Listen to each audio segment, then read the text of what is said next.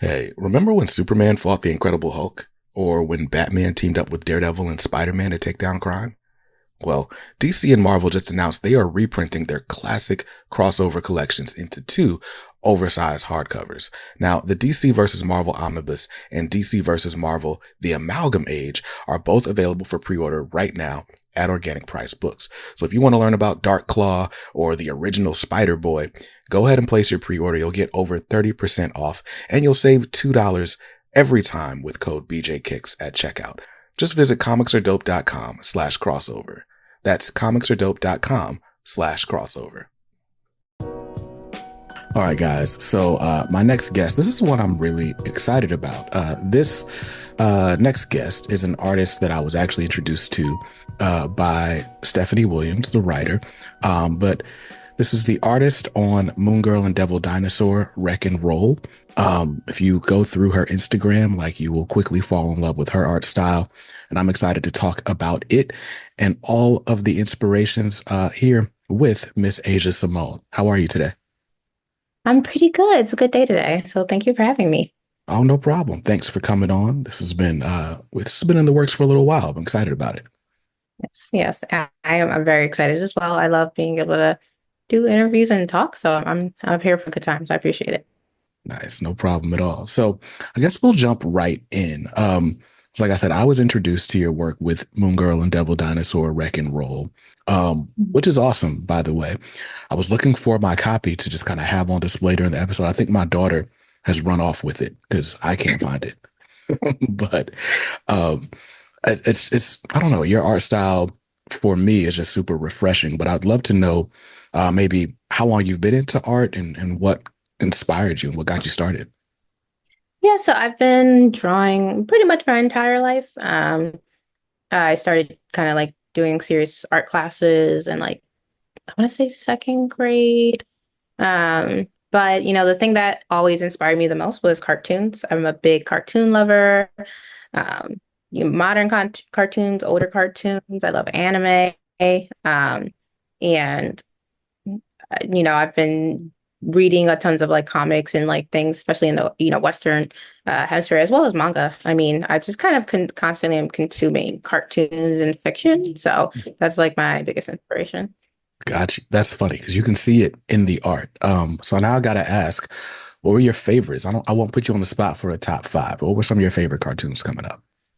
So coming up, my favorites were like Codename Kids Next Door. I am a big Tom and Jerry fan. Some of my other favorites, it is hard on the spot. Like the older ones. Oh my goodness. I mean, like Billy and Mandy, like pretty much everything Cartoon Network put out, not gonna lie. I'm a big like Mm. Cartoon Network fan. Um, Jimmy Neutron. And then, as I got older, like things like Steven Universe, I love Gravity Falls, Infinity Train is a bit newer. OKKO is one of my big faves. And then, then there's anime and that's its own world. One Piece is always my favorite. Hunter x Hunter is like a close second. Blue Lock, and then there's things that are old, like Case Closed. I could literally go on forever. Got you, Yeah. got you. Just based on the references you're naming, I've got to place you somewhere around like 10 years younger than I am. So early 20s, Late 20s. late 20s. Okay. Okay. So that just means you were watching it longer than I was. I remember by the time Codename Kids Next Door came out, like I was kind of on my way out of cartoons. Um, but like for me, when you say Cartoon Network, I'm thinking Dexter's Lab, Cow and Mhm. Chicken, Yes. um, Ed and Nettie. Like those were some of my favorites. I, I promise you, it's just because I'm on the spot and I couldn't remember any right off the hand. But yes, Uh, all to all of those. I watched all those. Yeah. got you. Um, but yeah, no, cartoons are life. Yes. Um, Agreed. and so, all right, so you love cartoons, which is cool because I feel like most 90s kids did. Like we had everything. We had the best of Nicktoons, we had the best of Cartoon Network or the launch of Cartoon Network. We got, anime on TV for the first time, Mhm. at least on a regular basis with Toonami. And Mhm. then we also got like all the classic superhero cartoons. Like the best superhero cartoons came out when we were kids and stuck in front of the TV. So hard not to be inspired by that. Um, Yes. And so if you had to like think about like what your maybe influences from an art standpoint, what would they be? So I would definitely say I go back to One Piece, mostly expressions. Mm, That's kind of like my bigger inspiration for facial expressions. Um, I would say like Steven Universe was a big inspiration for me artistically. To see if there's any, I would say just anime in general. I don't necessarily draw in an anime style, but I mm, take inspiration from anime just kind of in general. Um, and then I would say like a mix of comic book styles or like comic artists, um, things that are a bit like in the wackier realm, like things that you'll find on like webtoons or like Giant Days is one of is a big inspiration.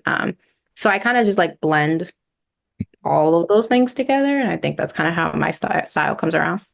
nice. Nice. Now, you said you've pretty much been drawing all your life. Was art always the career focus, or was there a point where it was like, okay, well, maybe this is a backup plan or something I can do for fun, but I got to do something else for money? No, I mean it's kind of like so I was putting in effort into drawing from a super young age. It was about around like fourth grade where I was like, oh, I'm doing this full time. Like this is Mm, going to be my job. And it never really was a backup plan. I had like, if you ask my mom, I had like a month in high school where I was maybe second guessing, and she was like begging me, please not to change my mind. mm, Um, but other than, yeah, it's pretty much always been the goal. Yeah. got you. And I know you're based in Cali. Is that where you're from? You grew up there? No, I'm from Philly, Okay. Philadelphia. hmm Nice, nice. And so did you make the move just for schooling or what brought you to the West Coast? I got a job as a teacher, so I actually teach full time. Okay. And it's like long story, but I essentially just very suddenly got the job as a teacher, and I had like 2 weeks to make the move. Mm, Um, and honestly, it was more of like a strategic move. It was like I know I want to do art. I was much more animation focused before, but mhm. now being in comics, I'm kind of just loving my place in comics. But with that being said, like having those aspirations, I was like, oh well, I know I plan to move to California at some point. So I was like, well, this is it. So Yeah. yeah. Nice. Yeah, my best friend growing up, he was my best man in my wedding. I'm from North Carolina, and that's where I still Mhm. am. But we went to school. We actually didn't go to the same college. We went to the school in the same city though. And then when he finished at A&T, he went to some art school in San Francisco. I don't know what it was, but that was his thing. He was like, I'm gonna do animation. And now he's just doing like, visual art. He puts together zines. He's got like a little scene out there in Oakland with a lot of his friends. They got a collective. And it's just cool watching them put out like just dope things. But Yeah.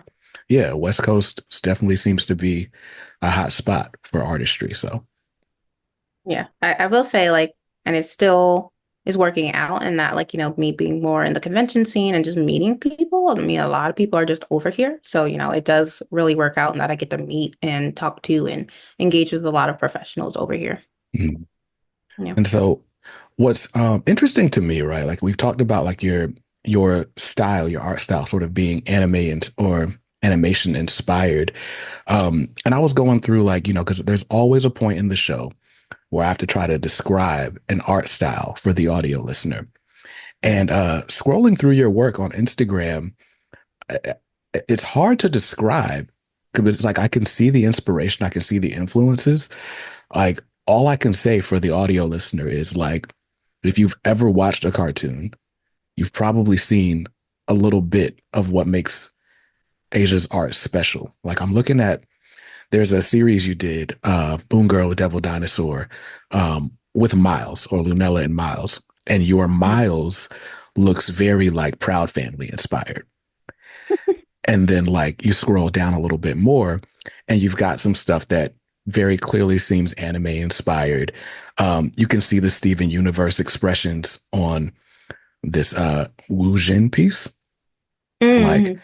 and like even like some of this Princess and the Frog stuff. Anyway, we can go on and on. The point though is it's cool to me to see you sort of approximate a bunch of styles, but each piece still feels like you.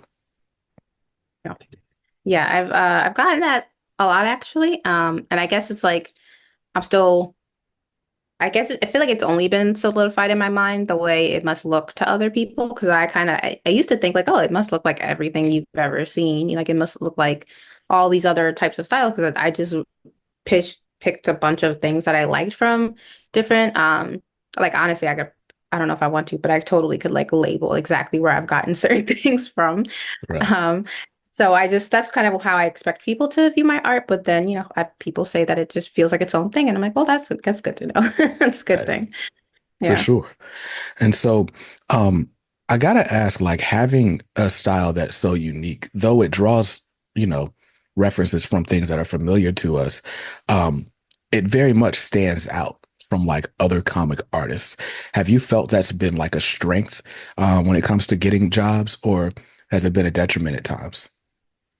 It feels like uh, it feels like it's been a bit of a hindrance so far, but I would say give me a few more years before we come to a conclusion. Hmm. Um, but that like in terms of like the because I with Moon Girl and Devil Dinosaur, I've like kind of like fully made my way into the comic space, but I had a book that I did in between that was a middle grade book for Scholastics, Pack Your Bags, Maggie Diaz, and like being in the traditional space, it's not loved because it feels animation centric. And that's not necessarily like the preferred thing when it comes to like traditional publishing. And so traditional publishing again is like picture books, middle grade books, chapter books, things like that. So Hmm. that's not loved over there. But in comics, it's kind of like you just got to figure out where your place is at. Like it's not necessarily that my style can't work anywhere. There's just some publishing houses and studios that do more this than other things. You know what I mean? You just got to figure out where you fit. And at that point, it's just like getting your foot in the door and meeting people. So I'm not necessarily like, oh, I have to change my style. But I also am very adaptable.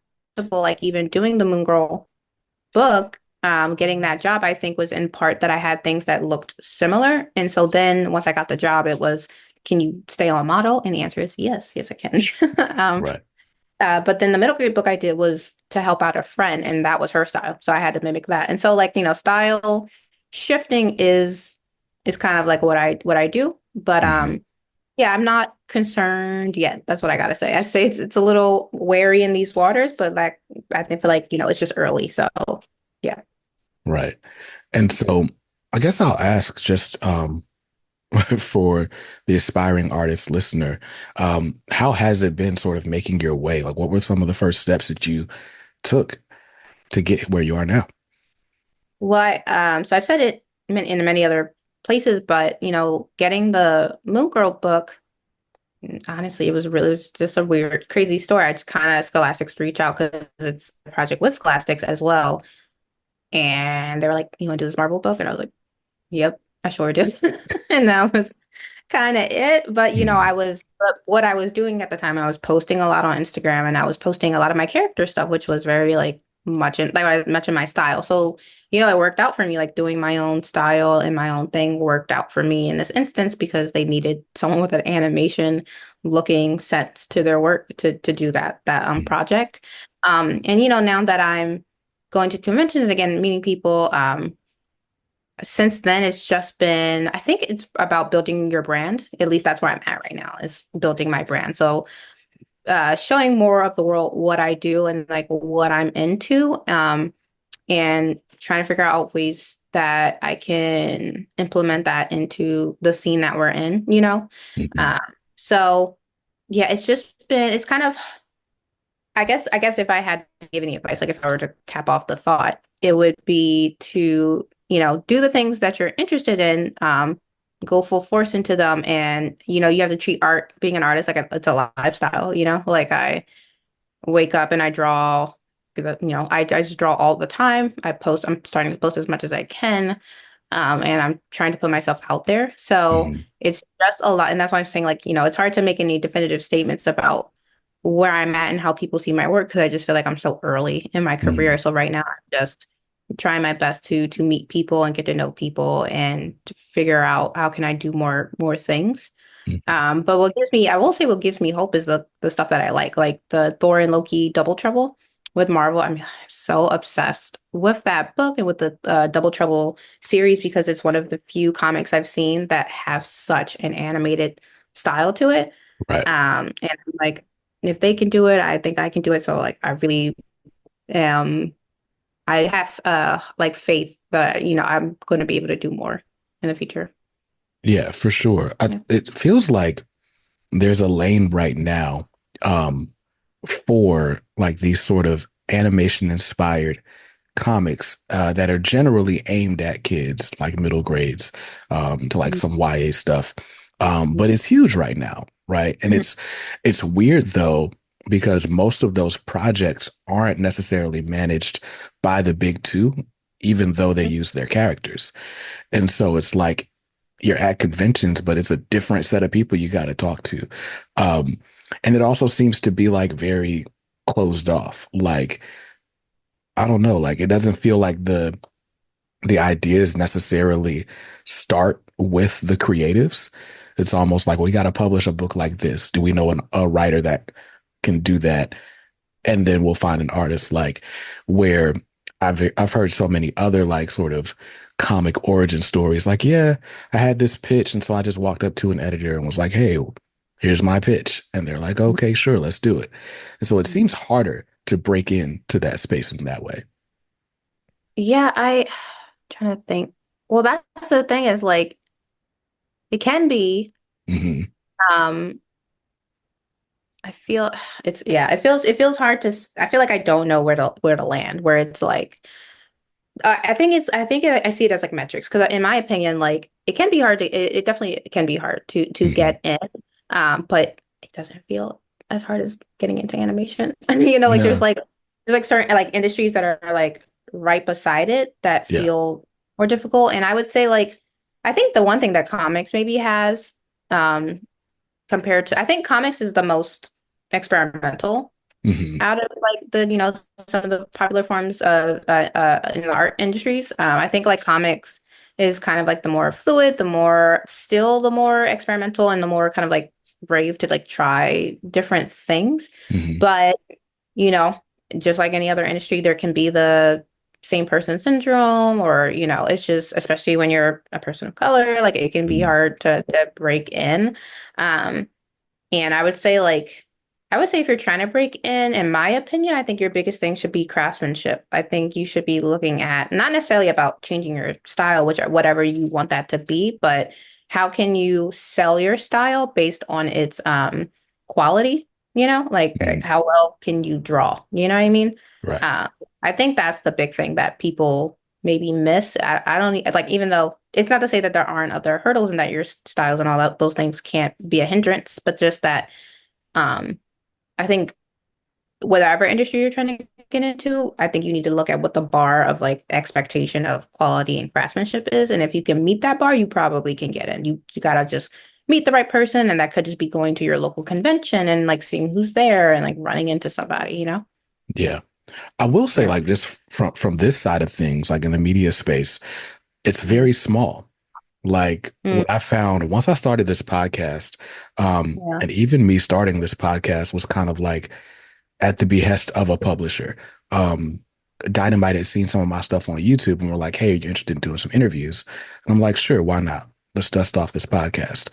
But it's like as soon as you start putting out quality work, it's like people notice. It's like, oh, like I've had several writers that have come onto the show specifically because it's like, oh, I saw you interviewed my friend. I've got this story.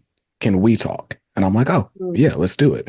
Um, so it's really small. And then once people see that you're putting out quality work, like they want to be associated with it. So you just gotta keep pushing though.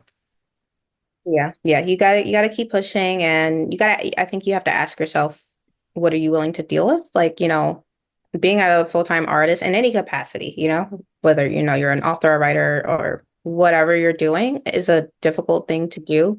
And I think, you got to come to some hard truths about like what you're willing to do and what and the amount of like work you're willing to put in, like I'm teaching full time, then I come home and I draw and I gotta get things printed and I gotta like, do emails and there's just a lot to get into. So that's just to say, I guess, not to make it sound less sexy than it is, but just that for people who are listening, and if there's anyone who wants to come in, it's like it's not that you can't.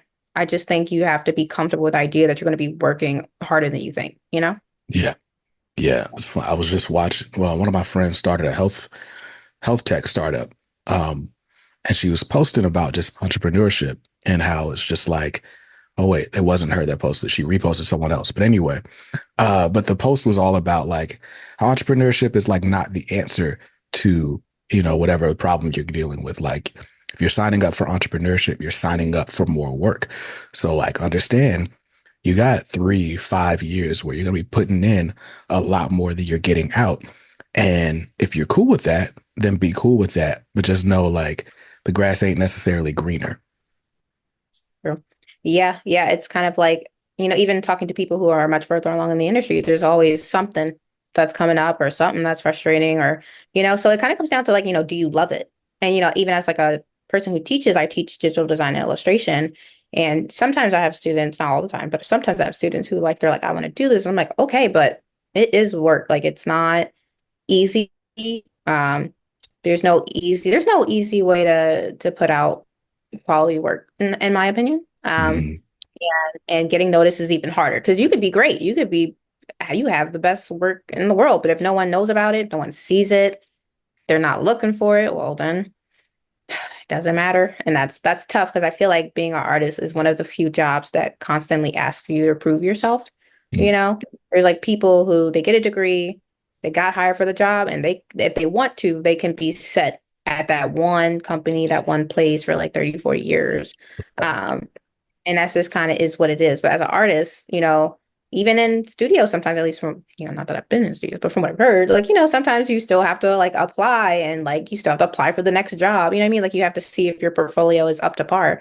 Mhm. So there is never really a time where artists are not proving themselves. And if you're okay with that, then you're okay with it. And then you're going to do the work that's required of it. Right. Now, you mentioned something I want to touch on a little bit. So you talked about like just getting noticed, like getting noticed is the hard part.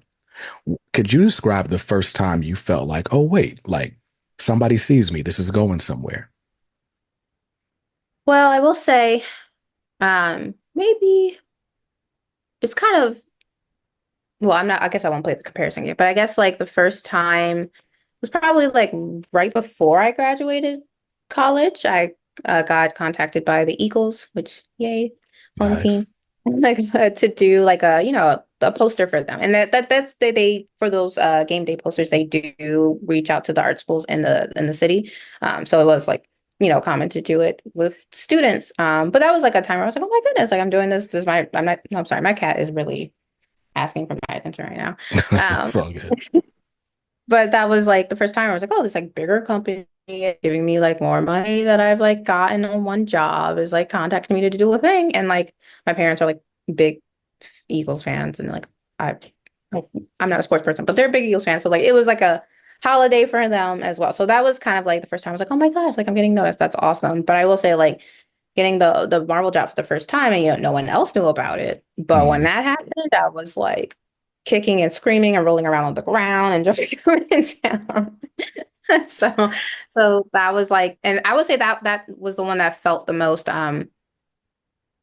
like shocking, not in that like it wasn't deserved, but it was just such a big deal for someone. I was only, a year out of college at the time. Mhm. And so I was just doing the posting and I will say another thing that people should keep in mind is that like some people, the way that they get jobs just looks different. Like there's some artists who they always get their jobs through conversations. And then there's some artists who only get their jobs because someone found them online. And like that's me. It's like most of my stuff has been someone found me somewhere online somehow and I've gotten a job. So yeah, so the Eagles one was the one that I was like, wow, that's like really amazing. I feel like I'm doing something. I haven't graduated yet. And then the Marvel the year after was like, wow, I was just with the Eagles a year ago. Yeah. Yeah. So yeah. No, that is an awesome trajectory for sure. Yeah, like, and so I want to kind of it's so fun like having these conversations because it's like, how do I talk to an artist when someone's not watching necessarily? Um, but for me, I'm just stuck on like your approach. Um, and I know we've talked a little bit about inspirations, but when you're approaching character work, what is it that you feel like you're bringing to a page? Is there a goal of or something you're trying to express in a moment? Yeah, I guess when I'm like working through characters, my goal is how can I express who they are as loudly as possible? Mm, That's the goal. So, um, and whether it's the character is like an animal or the character is like a human, I'm trying to figure out how is their facial expression going to tell us who they are? How is their body language going to tell us who they are? How is their fashion going to tell us who they are? And then how is their body built and hair and the rest of their features? How is that all going to like tell us, oh, that's who that character is? So that's usually what I'm thinking about. got you. Now, a few weeks ago, I had Marcus Williams on the show, and Mhm.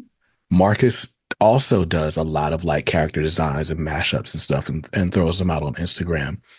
In at least one instance, it's led to work. He's doing the Popeye series right now, where he gets to take his anime inspired Popeye and do a whole story with it.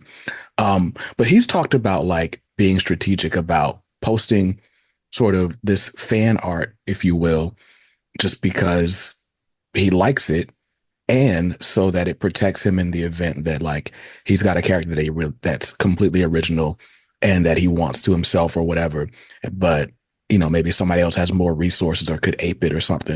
And he's like, well, I'm also protecting my IP while I play with their Mhm. stuff. Is there any Right. element of that in your work, or at least what you post on socials? I mean, to be honest, no. I mean, I just kind of taken the wing it approach. I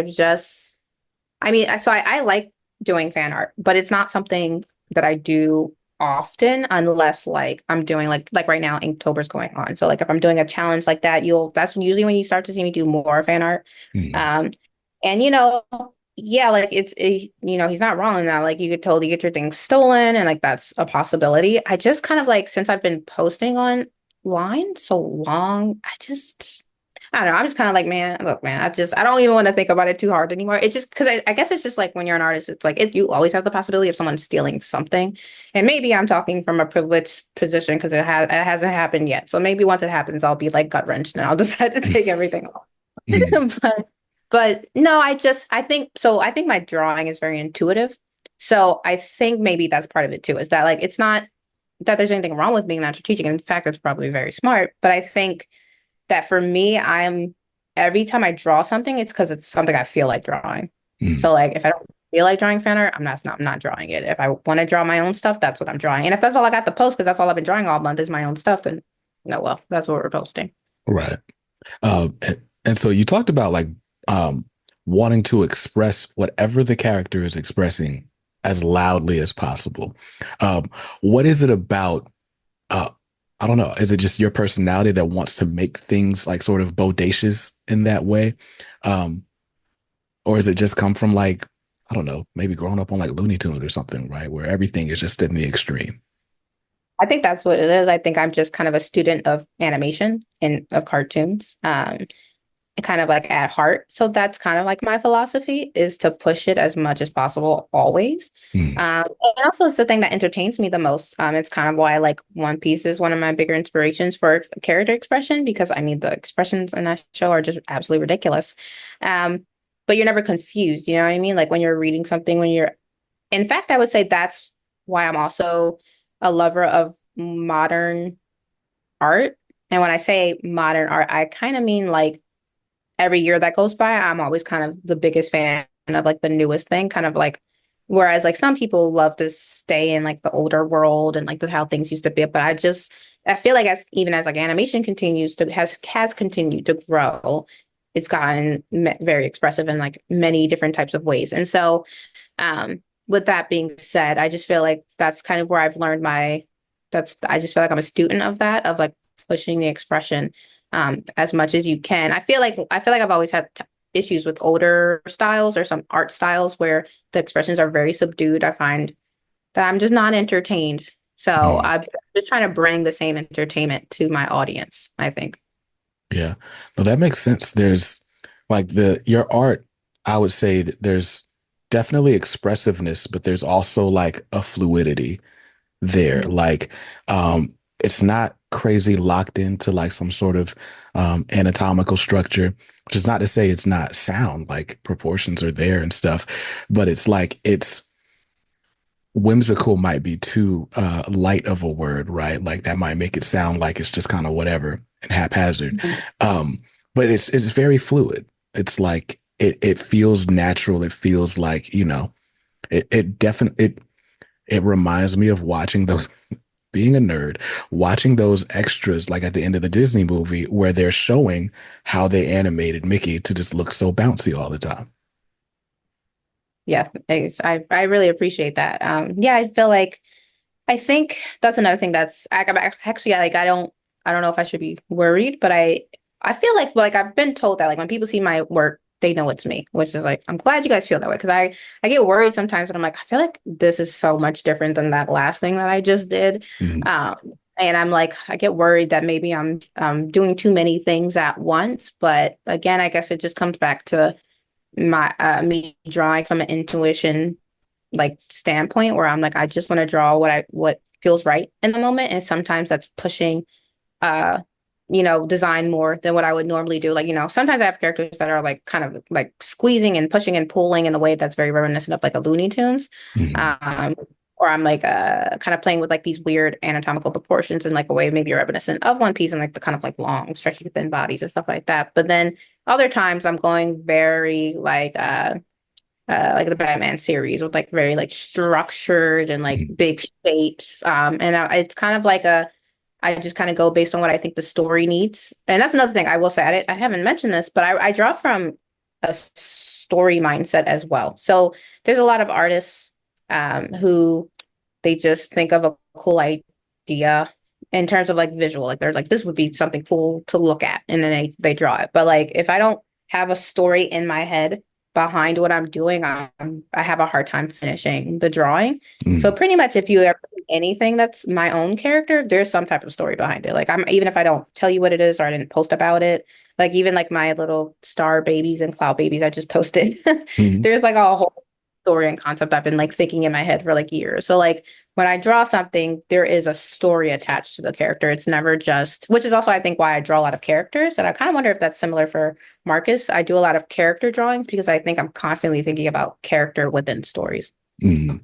Yeah, I know when Marcus and I spoke, like a lot of the times he's like, what if this happened or what if that happened? And now let me draw out of that idea. I was just watching a couple days ago, there was an old Stan Lee like VHS series where he just like was interviewing all these comic book greats. I think it was called Comic Book Greats, but the episode I was watching was the Jim Lee episode, and he's just like drawing like this superhero and then like this villain who's like kind of kidnapped the girl, and he's narrating like, oh well, this guy must be like an office. He must have like an office job by day. He's probably got a crush on the secretary lady, but she doesn't know. And so now the villain is like, about to take her out the window, and he's not having it. And Stan Lee is like, you just came up with a whole story, like why? And Jim said that it's helpful to have a story in mind because it's going to sort of dictate how your characters are acting in a given panel or in a given scene. And so it seems like a good technique. Yeah, I definitely think it helps. But like I said, different things work for different people. Um, like I said, like some artists do other things, they come from other places, but I definitely come from a story mindset always and when I'm drawing.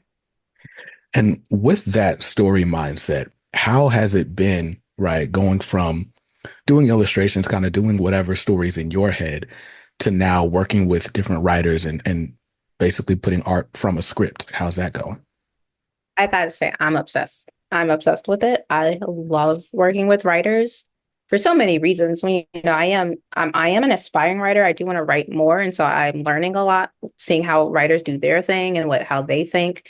Um, but I love storytelling as it is. Like I don't like, there's some people who are like, I only want to do my own thing. I don't feel that way. I just want to draw stories, and I don't care if it's my story or if it's your story.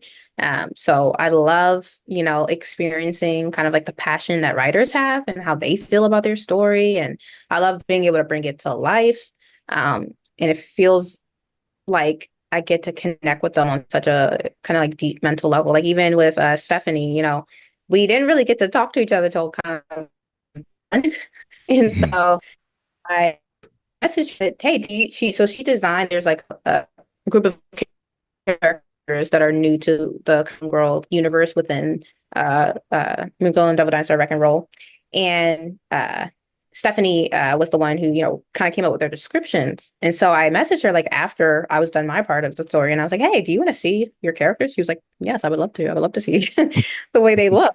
And so I sent it to her, and she was like, oh my gosh, it looks exactly the way I thought. And I was like, oh, that's such a good feeling. Like I love the idea that I can like read these scripts and really imagine them in my head and kind of bring them to life. So it's a cool experience. I would love to just work with tons of writers, even if, I'm like constantly working on my own things in the background. I have no issue drawing for other people.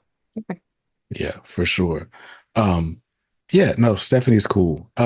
So I wanted to ask kind of in that vein, right? Like Stephanie talks about sort of being shepherded into the industry by Vita Ayala in a lot of ways. But then there's other mentors, of course. Um, and then just seeing you guys at Heroes Con, right? Like I think that's how we met. She's like, "Oh, have you met Asia? Y'all should talk." Right? And how has it been for you, like as you sort of meet people? Are there people who have sort of taken you and under their wings or like mentored you? Like who would you sort of give that sort of credit to?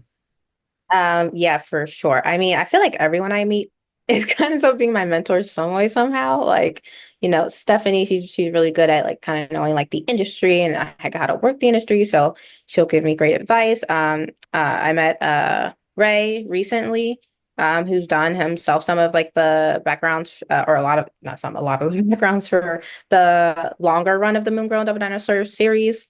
Um, and he's just been very like, I mean, honestly, I'm supposed to be like meeting him pretty soon because he's over here in Long Beach.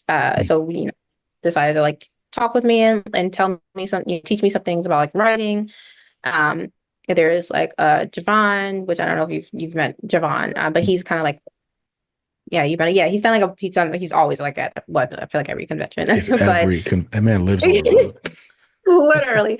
And he knows everybody, and everybody knows Javon. And so Javon like immediately was like, "Oh, here, let me introduce you to X, Y, and Z." So like I just feel like every person I meet, because I'm so new and some is like sometimes it's some type of mentor to me. And it's like I'm very appreciative, and I love to, try and help out in any way that I can. But yeah, I will say the comic space has been very nice. Like I feel like most people are very nice and sweet, and they want people to do well, and they love to help out. And so that's why I say, like, I will say, like, again, compared to other industries, like, if you want to get into the comics industry, I do think you have a good chance of making your way through if you get yourself out there and start talking to people because they genuinely want to help. They love seeing talented artists. Like, everyone's just been so nice. I mean, even, you know, just I don't know, random people that end up being like my table mate. Like I just have like the greatest time and like have made so many friends just going to conventions. So yeah. Yeah. And speaking of conventions, you'll be at New York Comic Con here in just a couple of weeks. I will be there as well. I'll be there Friday and Saturday. Um, I don't know how I'm going, like, I've been getting these invites and like, I don't know how I'm going to make the most of those 2 days. Like, it feels stressful. My wife was like, well, because I was just talking about how busy I am in real life. And she's like, well, you got your vacation coming up soon. I'm like, that is not a vacation. But yeah, I don't know. I'm excited. I haven't been in New York Comic Con before. So it'll be fun. Will this be your first one as well? So this will be my first time tabling. I actually went once when I was like maybe 12 or 13 just Mm. ago. And it was nothing like it is, now. Um, Hello.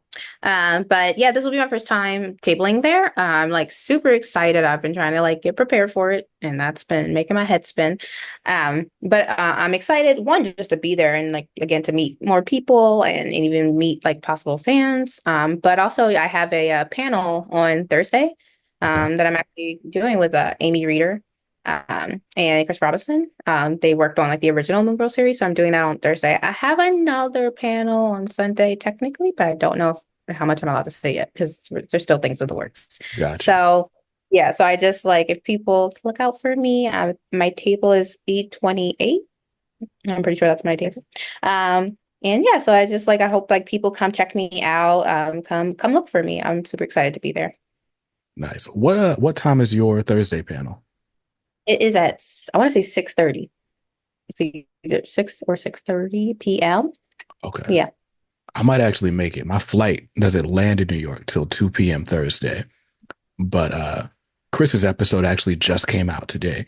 So it'd be fun to go and meet Chris. Anyway, so I gotta just put that in my little Rolodex of things I gotta do. But yeah, no, so what I'll ask is this, right? Because you've been going to conventions for a little bit. We met at Heroes Con. You've been at your local cons, and so and you've talked about like sort of meeting people behind the scenes or meeting people at conventions. How do you feel the convention experience has added to your career or even just your outlook as an artist? I feel like the honestly, I feel like doing conventions brings a lot of hope, to be honest. It's kind of like when you get to feel, the least isolated, to be honest, as an artist. Mm, So much of being an artist is kind of like sitting at your home and doing your thing. But going to these conventions and meeting people has done a lot, one, in just like making friends and that being nice. But I really do think it is propelling my career, if I'm being very honest. Like I am meeting more people, more companies I'm at these places and just I'm making connections I don't think I would be able to make outside or I would say I wouldn't be able to, but it would just be tougher. It would require more time, more effort in other places. So I think being there in person is always going to benefit you 1,000%. Yeah. yeah, for sure. I know I speak to a lot of indie creators. I guess everybody in the industry is freelancing, but like, you got people that have sort of got their ends with the big two. You've got people that are just kind of perennial crowdfunding success stories. But it's like going out to a convention, being able to touch a segment of an audience, right? Like having people come up to you like, oh, I really loved your thing on this. Or, having somebody come up to you like, oh, wow, I didn't know you were a brown girl. Like, like all of these things that happen on a regular basis. And it definitely seems to be life-giving in that way. Um, just because, like you said, it can be very insular, especially post-pandemic, right? We're already in our houses forever, right? Like I work from home and then I do YouTube from home. So it's definitely cool to like get out, meet people that are into what you're into. Um, but yeah, it's got to be awesome to have like fans come up to you like, oh, I love this. Or even to have people that are complete strangers come up to you and leave as fans. Like, that's dope. Yeah. Yeah, I will say it's I feel like it's kind of a hard experience to describe, It's not like I'm like famous or anything. But I've had people come up and be like, "Oh, I love the book," and like my kids love it. I think that's the comment that always makes me the happiest. Like my kid loves it.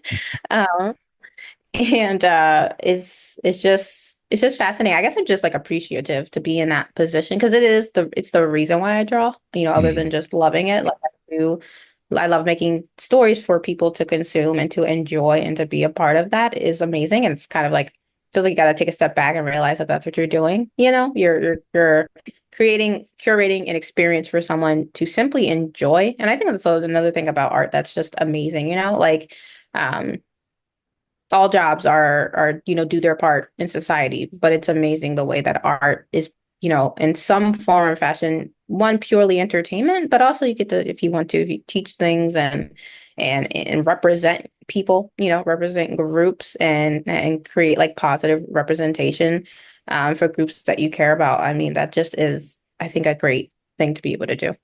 Yeah, for sure. I was listening to Ta-Nehisi Coates is on a press run right now. He's got a new book coming out. And in it, well, at least in the interviews, he's talking about this idea that politics is a lot more than just what happens at the voting booth.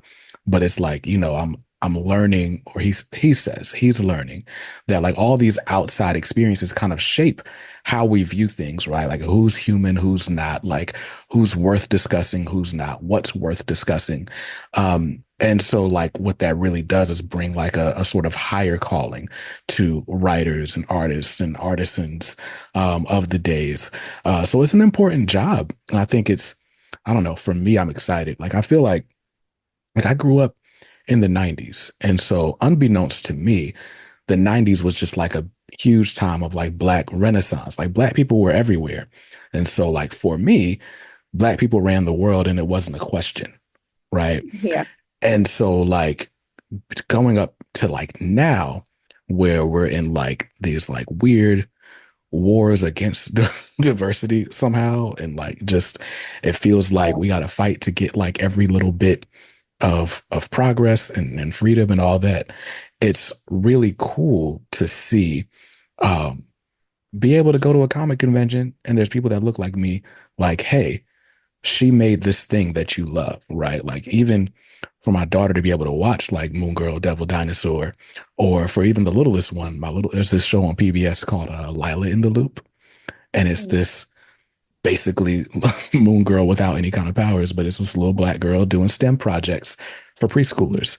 Um, but like, all that to say, the representation and the world building is really important, not only for kids to see themselves, but for kids to see their neighbors and understand like our differences don't make us like animals. They just make us different and they're things to embrace. So, Yeah. Yeah, I'm in complete agreement. And that was what I loved, I really appreciated about getting the Moon Girl job. Because like when, I was allowed to tell people about it, they were like, oh my gosh, this is not like a perfect project for you. Like it's like really up my alley in a lot of ways.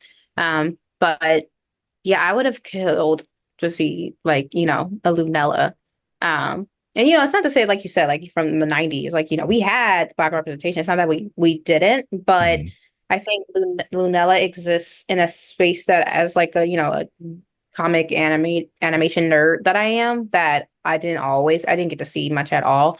And then, even back then, even with the representation, we kind of had archetypes that we were kind of constantly stuck in. And mhm, Lunella felt much more refreshed representation to me personally, that, she's so intelligent and she takes up space and everyone around her is happy that she's taking up space.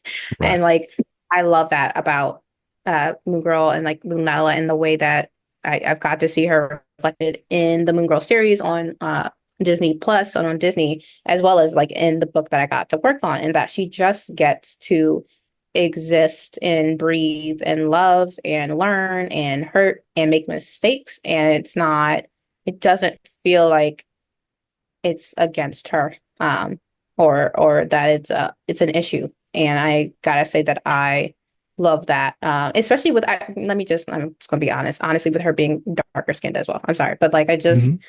love seeing that as well. Like you didn't necessarily get that a lot, especially back in the 90s either. So like she just hit so many boxes for me. And then with being within a fantasy realm, which is like over the moon for me. So I'm super like really, really appreciative that I got to work on something like this as like my first comic book job ever. Right.